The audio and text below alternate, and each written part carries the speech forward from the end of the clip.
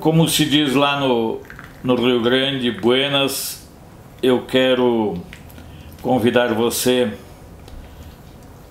a tomar um mate e a gente conversar um pouco sobre algumas coisas relacionadas ao coronavírus, ao vírus chinês. Porque quando ele surgiu surgiu como um vírus chinês. Daí depois a OMS colocou um outro nome, Covid-19, mas o nome original é vírus chinês. O apelido científico, digamos assim, é que é Covid-19. Bueno, eu quero destacar que o governo brasileiro se antecipou e tomou todas as medidas no tempo devido, desde a metade de janeiro, sempre mantendo atenção e tudo,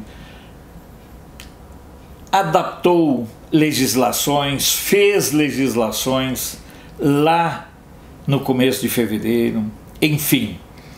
No entanto, é importante ressaltar que o governo brasileiro está perdendo a guerra da informação. A comunicação do governo Bolsonaro é uma lástima, isso todo mundo fala. A verdade é essa. A comunicação do governo Bolsonaro é muito ruim. E digo mais, para ficar ruim, a comunicação tem que melhorar muito.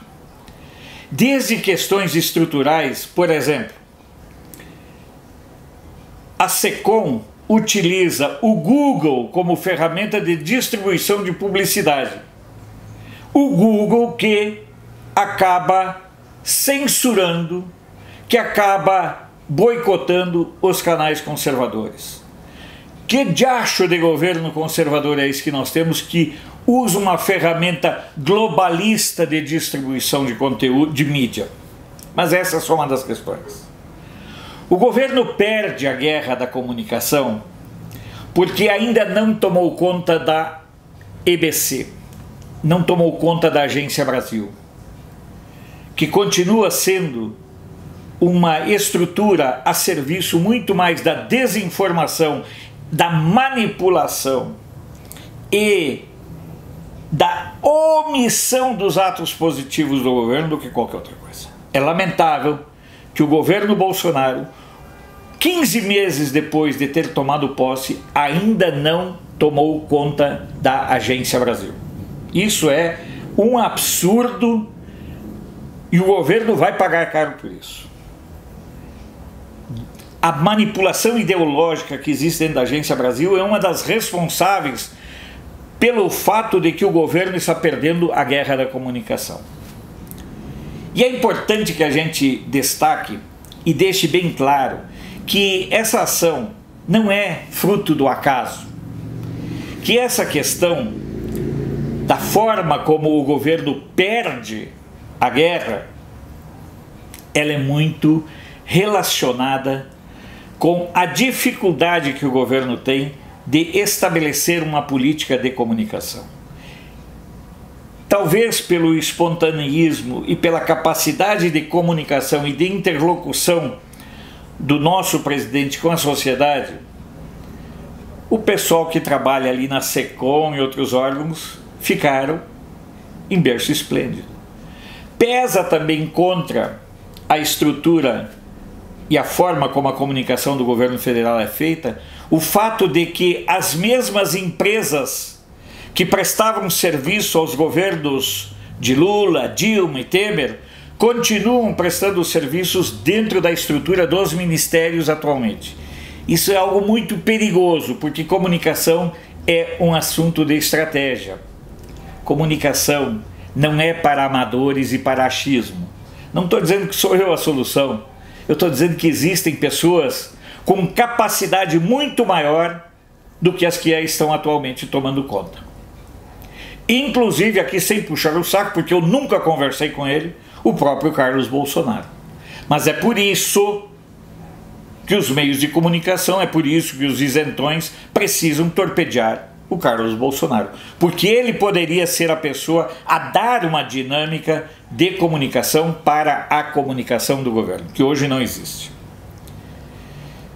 O governo perde a guerra da comunicação, mesmo tendo tomado todas as medidas no tempo certo e correto.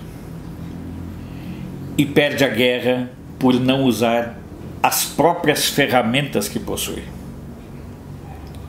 O governo tem rádios, o governo tem uma emissora de TV, o governo tem uma Agência Brasil que deveria ser um fornecedor de conteúdo para os jornais, para os sites, revistas, rádios e televisões de todo o Brasil, mas não funciona assim. Eu já sugeri, vou sugerir de novo, porque o pessoal da equipe de rádio do governo, da Agência Brasil, é uma lástima, é uma cambada de incompetentes. Me desculpe eu falar essa expressão. O que a parte de rádio deveria estar fornecendo?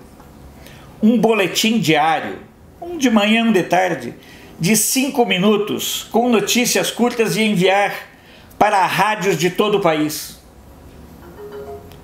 Você já pensou se o governo fizesse essa medida simples? Mas não. Quem está tomando conta da atual estrutura de comunicação é quem estava antes. E eu já conversei com algumas pessoas e disseram assim: não, Alfredo, os governos passam, nós ficamos, nós temos estabilidade. Talvez você não saiba, mas desde o começo de fevereiro o governo editou os arcabouços, os documentos legais de toda forma de prevenção e de tratamento relacionado ao vírus chinês. No entanto, quando a gente entra mesmo na página da Agência Brasil, você nota um vazio de informações no período que antecede o Carnaval. Quando acontece o Carnaval, todos os governadores já sabiam da letalidade e dos riscos do vírus chinês. Mas aí você tem esta coisa chamada Dória abraçado no meio do povão. Aí você tem o Witzel sambando. Aí você tem todos os governadores saudando, foram lá para Salvador. Porque, sem ser promíscuo e para sintetizar, no período do Carnaval, se beija quem vem pela frente e se faz sexo com quem vem por trás, independente do sexo, porque é licenciosidade pura. Eu não sou puritano, eu estou preocupado com a questão da saúde que isso envolveu. No entanto, como as emissoras de TV, principalmente a Globo, já tinham contratos assinados, já tinham compromissos financeiros assinados, o que fizeram as lacraias governantes desses estados? E aí envolve Santa Catarina, aí envolve Rio Grande do Sul, São Paulo, Rio, Fortaleza, Ceará, Salvador, Bahia e Brasília. Não por acaso, os estados, as unidades da federação com o maior número de casos de vírus chinês. Como não era conveniente alertar para os riscos naquele momento, o que foi que a Globo e os meios de comunicação fizeram? Ficaram de bico fechado. E só voltam a abordar com profundidade a questão do vírus chinês a partir do dia 27 e 28 de fevereiro. Ou seja, durante aquele período do começo de fevereiro até o fim de fevereiro, até passar o Carnaval, o coronavírus deixou de ser um problema. Isso mostra a leviandade com que a mídia trata as questões do Brasil. E isso mostra o quão maléfica é a cobertura que as estruturas de comunicação do governo fazem. Não tem cabimento nós termos um governo com 15 meses, volto a dizer, que tem uma agência emissora de conteúdo que produz um conteúdo de merda, que produz um conteúdo de péssima qualidade. Se você for olhar as matérias com as coletivas do Mandetta, há sempre uma necessidade nessas matérias não de informar, mas de dizer que a situação está ruim, que não sei o quê, que percentualmente aumentou tanto. Porque a gente está falando de uma empresa pública, uma empresa do governo que o governo ainda não detém o controle. Não quero cargo, não quero nada. Graças ao bom Deus e graças a você, nós estamos conseguindo manter o nosso canal sem dinheiro público, sem apoio financeiro de movimentos, sem apoio financeiro de parlamentares. E isso me deixa extremamente feliz e ao mesmo tempo chateado, porque aparentemente eu sou um otário. Por quê? Porque eu fico falando, e o que a gente observa é exatamente a falta de sensibilidade do governo em assumir toda a sua estrutura de governo. Volto a dizer, desde o final de janeiro, o governo federal tem se posicionado, tem tomado conta das legislações, e se de um lado não interessava para os meios de comunicação divulgar a efetiva ocorrência do vírus chinês e o seu impacto e os seus riscos em eventos como o Carnaval, da mesma forma, os governadores, os gestores públicos, os parlamentares do Centrão, da corja do Centrão e junto à oposição, viram numa pandemia, numa proliferação de casos no Brasil, uma oportunidade ímpar de fazer dinheiro. Tanto assim que, sabidos desde o fim de janeiro do que estaria chegando, eles esperaram até o último momento para se beneficiar. Aí você tem coisas absurdas, coisas assustadoras, como a construção de hospitais de campanha. Hospitais de campanha que o nome correto é hospitais para arrecadar fundos para campanhas. Eu volto a dizer, era só recorrer à rede hoteleira.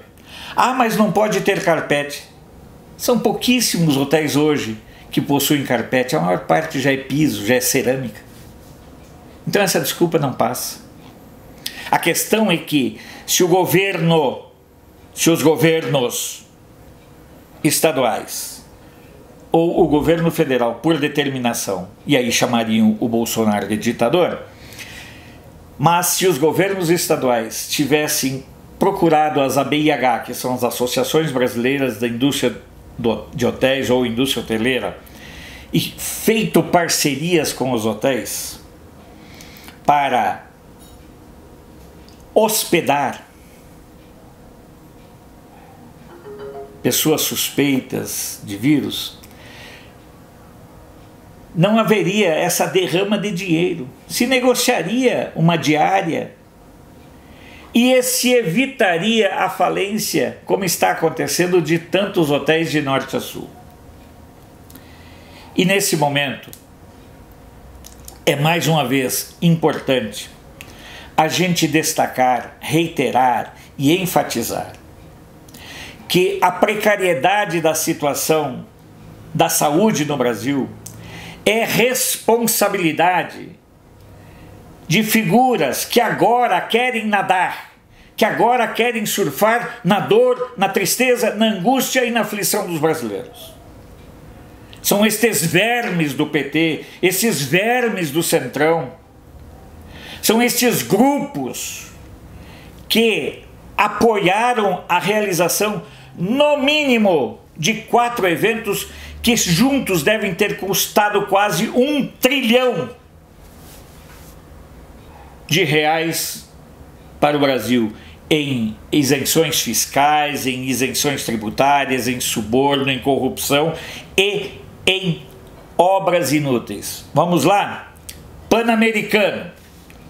A única coisa que serviu o Pan-Americano foi para dar um estádio para o Botafogo, que é o Newton Santos lá no Rio. Foi a única vantagem da realização do Pan-Americano, mas enriqueceu muita gente. Aí depois você teve a Copa do Mundo. Quantos bilhões foram desviados? Eu vou falar só da situação aqui do DF. O Estádio Nacional custou 1 bilhão e 600 milhões. Com 1 bilhão e 600 milhões, e olha que o governo era de um médico, e um médico do PT, incompetente como político, banana, inominável em todos os sentidos, mas era um governador do PT que veio do PCdoB. Ele inclusive foi importado numa guerra interna de tendências do PT. E o que aconteceu? Com 1 bilhão e 600 milhões, teria sido possível reconstruir todos os hospitais aqui do DF e equipá-los. Porque os hospitais públicos aqui do DF parecem muquifos. Porque é importante destacar que os hospitais do DF sofrem uma sobrecarga não só dos 3 milhões de habitantes do DF, mas do entorno e de toda a rede. Porque durante os governos petistas, as prefeituras recebiam ambulância. Porque na compra de uma ambulância sempre dá para roubar um pouquinho. O prefeito ficava com pouco, o deputado ficava com pouco. Então não há, em muitas dessas cidades, estrutura hospitalar, mas tem 1 ou 2 ambulâncias para o prefeito mandar as pessoas para Brasília. Teve uma época que eu ia na madrugada para fazer o acompanhamento de um filho no hospital de base, e quando a gente parava na pista lateral ali ao lado do Palácio do Comércio, quem conhece Brasília sabe bem o que eu estou falando, vinha um ônibus de Lusiânia, de Formosa, Flores de Goiás, e outras cidades que eu nem vou me lembrar, Novo Gama, ônibus lotados de pessoas para fazer consulta no hospital de base. Então, a estrutura hospitalar do DF é um caos. Remonta basicamente à estrutura do final dos anos 80. Só para vocês terem uma ideia. E vai rolando dinheiro, e vai rolando dinheiro. E isso acontece em outros estados. Agora mesmo eu faço, na hora do café, eu faço uma leitura em jornais de todo o país. Hospitais privados estão sendo reabertos em Uberlândia e outras cidades. O que eu vejo como preocupante é que o governo está perdendo a guerra da comunicação e nós estamos perdendo a nossa dignidade. O governo perde a guerra da comunicação por incompetência, por falta de gestão na área de comunicação. Mas nós estamos perdendo a nossa dignidade e a nossa liberdade por aceitarmos que pessoas que foram omissas durante muito tempo agora determinem o que nós devemos fazer e o que nós podemos fazer. O vírus chinês só adquiriu essa dimensão no Brasil por conta da omissão oportunista e circunstancial dos meios de comunicação, por conta da estratégia dos governantes de deixar a coisa chegar num nível de histeria e aí poder fazer obras emergenciais, hospitais de campanha e tudo mais sem licitação e encher e forrar os bolsos. No meio disso estamos nós, Estamos nós sem nenhum tipo de salvaguarda, a não ser a posição corajosa do presidente da República. Eu não vejo na posição do presidente da República nenhum ato leviano. Vejo a responsabilidade de alguém que sabe que precisamos reagir, que precisamos agir. As notícias que chegam de outros estados, principalmente dos segmentos mais pobres, dos mais desfavorecidos, é de que nós estamos sentados em cima de um barril de pólvora. E existem canalhas, e existem safados, e existem vagabundos que estão esperando este barril de pólvora explodir para ter dividendos políticos, para ter dividendos eleitorais. A situação, volto a dizer, a situação é que nós, enquanto defensores do governo Bolsonaro, estamos vendo o governo perder a guerra da comunicação por não ter assumido, 15 meses depois de chegar ao poder, chegar à presidência, não ter assumido a comunicação como algo estratégico do governo. E eu volto a dizer que isso passa pela responsabilidade de manter contratos de assessoria de imprensa com empresas ligadas ao pessoal da esquerda. Em manter na Agência Brasil pessoas concursadas, mas ideologicamente vinculadas, identificadas e comprometidas com a esquerda. O que fazer? Essa é uma dúvida. Essa é uma angústia que me cerca. Essa é uma angústia que me permeia muito. Porque eu, sinceramente, eu não tenho medo deles derrubarem o Bolsonaro, porque eles não têm coragem para isso, porque aí o pau vai comer. Mas eu tenho muito medo do que pode representar esse tipo de ensaio. O que pode representar esse tipo de exercício autoritário que existe por trás da experiência do vírus chinês. E para você, qual a alternativa que nós temos? Continuarmos reclusos como bois caminhando para o brete, para o abatedouro, ou nos rebelarmos e retomarmos em nossa mão, em nossas mãos, em nosso coração, o nosso próprio destino? Nesta nossa conversa, enquanto eu tomo um mate que às vezes tranca, que às vezes trava, que às vezes entope, mas ele serve para desentupir o meu coração carregado de angústia nesse momento. Ele serve para que eu possa falar com vocês o quão delicado é esse momento que nós vivemos. Porque mais do que o coronavírus, mais do que o vírus chinês, eu vejo nesse episódio um exercício de domínio e de submissão do Brasil ao Partido Comunista Chinês. E ainda tem ministros, como o próprio ministro Pontes, defendendo que o Brasil aceite que a China participe do processo licitatório do 5G. Mas vão se catar, bando de filhas da mãe. Mas vão se catar, bando de entreguistas. É assustador. Mas nunca nos esqueçamos que o ministro Pontes só foi para o espaço por conta da sua ligação com o esquerdismo da União Soviética. E acho, pelo jeito, a conta chegou. No encerramento, eu quero reiterar que esse mateando será uma oportunidade para um outro tipo de abordagem e também para a gente alterar um pouco o nível das conversas.